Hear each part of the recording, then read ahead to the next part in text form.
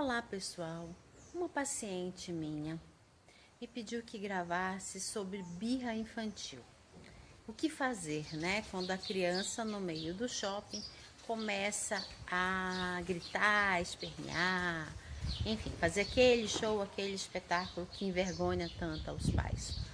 Queridos, primeiro é importante que você entenda que existem crianças que têm um temperamento mais forte mesmo, viu? Então, essas crianças, elas vão ter uma tendência a se expressar desta forma. E tem crianças que são mais passivas e elas têm um temperamento mais maleável, elas são mais fáceis de lidar, então elas não, nem toda criança faz esse espetáculo. Mas é preciso que você entenda, em primeiro lugar, que a linguagem da criança, principalmente a muito pequenininha, a linguagem da criança é a linguagem motora, né? É a linguagem onde a criança se expressa motoramente. E a criança menorzinha ainda, aquela que ainda não sabe falar muito bem, ela grita e ela chora. Por quê? Qual que é o canal de expressão da criança? É o choro, né? E é a parte motora, que é onde ela expressa a raiva, é onde ela expressa a frustração. Conforme a gente vai crescendo, o ser humano vai crescendo, ele vai entrando dentro daquilo que a gente chama da civilidade e também, né, ele vai aprendendo a falar. Quando ele fala, aí ele consegue se expressar um pouco mais, conversando, explicando. Mas a criança muito pequena, ela não tem esse recurso, né, de conseguir se explicar e falar muitas vezes aquilo que sente. Então, o que ela faz? Ela acaba gritando e esperneando aquilo que ela está sentindo. E vai dos pais realmente entender. Como que você pode lidar com isso para que você não passe por tanta vergonha assim, né? Primeiro você, se puder, tem que evitar, né, de certa forma, assim, em alguns momentos, de levar, por exemplo, no supermercado.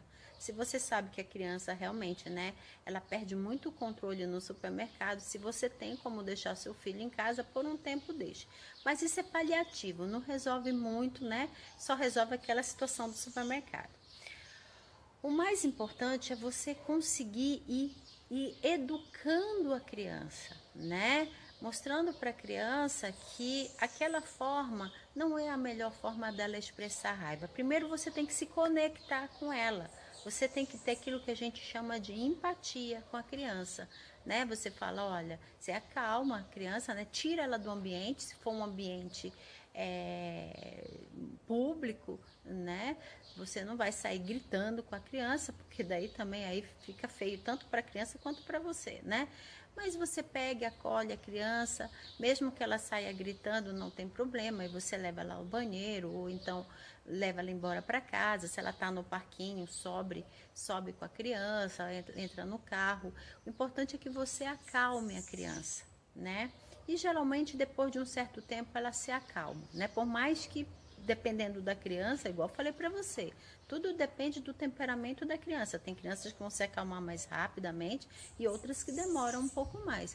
Mas você vai se acalmar e você vai começar a explicar para ela assim, ó, eu sei que isso que você está sentindo se chama raiva ou se chama tristeza, porque você queria o sorvete, papai não podia te dar o sorvete naquele momento, né? Não era a hora, né? Então, todas as vezes que você se comportar assim, o papai não vai poder te dar o sorvete. Então, o que você está fazendo ali? Primeiro, você está acalmando, tira a criança daquele ambiente para que ela entenda que todas as vezes que ela fizer o espetáculo, ela vai perder aquilo que ela está tendo.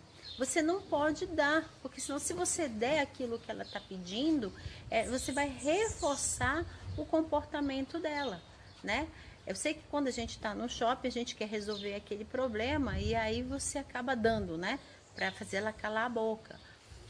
Ontem eu fui ao shopping e eu vi realmente uma situação onde a criança gritava, esperneava e os pais achavam aquilo até engraçado, começaram a rir da criança e quanto mais os pais riam, mais essa criança fazia. Eu não sei que tipo de educação é essa, né? Onde se incentiva a criança a gritar e realmente o shopping, né? Estava na praça de alimentação e aí todo mundo começou a olhar e esses pais rindo de todo aquele espetáculo. eu não consegui entender, né? Mas assim, vão colher isso mais para frente, né? Então, o que, que você precisa fazer? Primeiro, tira a criança do ambiente. Ela vai entender que todas as vezes que ela fizer esse espetáculo, ela vai sair do ambiente. Ela está no parquinho? Então pronto, acabou o parquinho.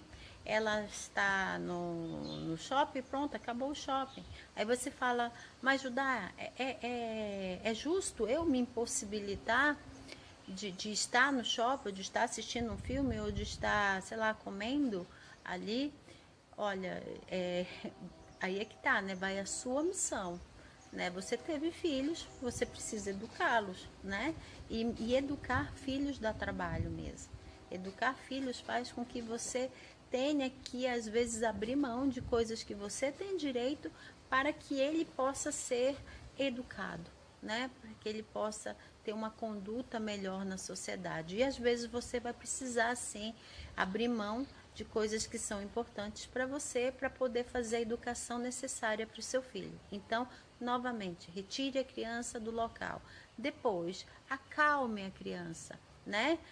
Esse acalmar a criança é colocar no colo, né? Geralmente a mãe tem mais esse acolhimento, mas o pai também tem, né? Põe no colo, fala, olha, tá bom, né? Não é calar a boca gritando também não, né?